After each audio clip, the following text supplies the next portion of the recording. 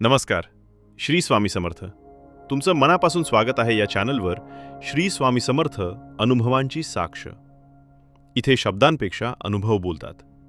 शांततेतून उमटलेली जाणीव इथे प्रत्येक कथेत जाणवते. रोजच्या आयुष्यात शांतता म्हणजे काही वेगळी गोष्ट नाही. ती मोठ्या घटना घडल्या कीच मिळते असंही नाही. ती आपल्या रोजच्या छोट्या सवयींमधून तयार होते. आणि म्हणूनच स्वामी समर्थांचा विचार हा कुठल्याही विशेष दिवसापुरता मर्यादित नसून साध्या दिवसांमध्ये कसं जगायचं याबद्दल आहे. सकाळ कशी सुरू होते यावर संपूर्ण दिवसाचा रंग ठरतो. त्यामुळे डोळे उघडताच लगेच मोबाईल उचलण्याऐवजी काही क्षण स्वतःकडे द्यावेत. मनात घाई न आणता दिवस सुरू करावा. कारण पहिल्या काही मिनिटात जे पेरलं जातं तेच दिवसभर विचारांमधून उमटतं. बोलताना शब्दांची घाई टाळणं ही स्वामी समर्थांच्या आचरणाची पहिली पायरी आहे. सगळं बोलायचंच असतं असं नाही.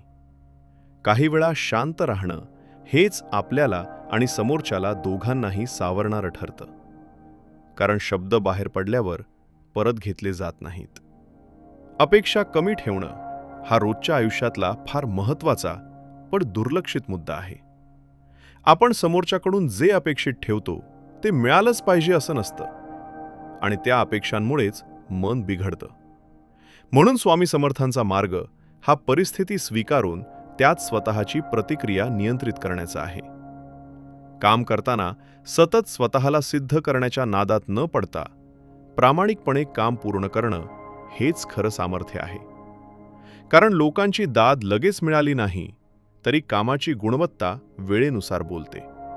आणि हा संयम ठेवणं हीच आचरणाची खरी परीक्षा असते. नात्यांमध्ये अतिविचार टाळणं आवश्यक आहे. कारण प्रत्येक शब्दाचा अर्थ लावण्यात वेळ गेला की मन थकायला लागतं. म्हणून थोडं सोडून देणं, थोडं न मोजणं आणि थोडं दुर्लक्ष करणं हेही मानसिक स्वच्छतेसाठी गरजेचं आहे. राग आल्यावर लगेच व्यक्त न करता थोडा वेळ थांबणं ही सवय जर रोजच्या आयुष्यात लावली तर बरेच वाद आपोआप टळतात. कारण क्षणिक रागापेक्षा शांत प्रतिक्रिया नेहमीच मजबूत ठरते. स्वतःची तुलना सतत इतरांशी करत राहणं मनाची स्थिरता घालवते. प्रत्येकाचा वेग, वेळ आणि जबाबदाऱ्या वेगळ्या असतात. आणि हे समजून घेतलं की आपलं आयुष्य हलकं वाटायला लागतं. दिवसाच्या शेवटी स्वतःशी थोडा वेळ प्रामाणिकपणे बोलणं ही एक सवय हळूहळू वाढवायला हवी. दिवसभर काय चुकलं याची नोंद ठेवण्यासाठी नाही, तर उद्या काय सुधारायचं यासाठी.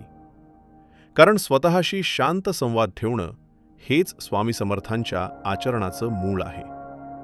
झोपण्याआधी मनामध्ये दिवसभराचा गोंधळ साठवून ठेवण्याऐवजी काही गोष्टी सोडून देणं शिकणं महत्त्वाचं आहे. आज जे बदलता येत नाही ते उद्यावर सोपवणं आणि आज जे केलं त्याचं ओझं डोक्यावर न घेता विश्रांती घेणं ही मानसिक ताकद तयार करते. स्वामी समर्थांचं आचरण मोठ्या तत्वज्ञानातून नाही तर याच साध्या रोजच्या वागण्यातून दिसून येतं. कारण बाहेर दिसणारी शांती ही आतल्या शिस्तीवर उभी असते. आणि जेव्हा माणूस रोजच्या जीवनात या लहान गोष्टी सांभाळायला लागतो तेव्हा आपोआप मनात स्थैर्य येतं. गडबड कमी होते आणि आयुष्य थोडं सहज, थोडं शांत आणि थोडं संतुलित वाटायला लागतं. स्वामी समर्थांची साथ आपल्या आयुष्याला स्थैर्य देत राहो. पुढील अनुभवानिशी लवकरच.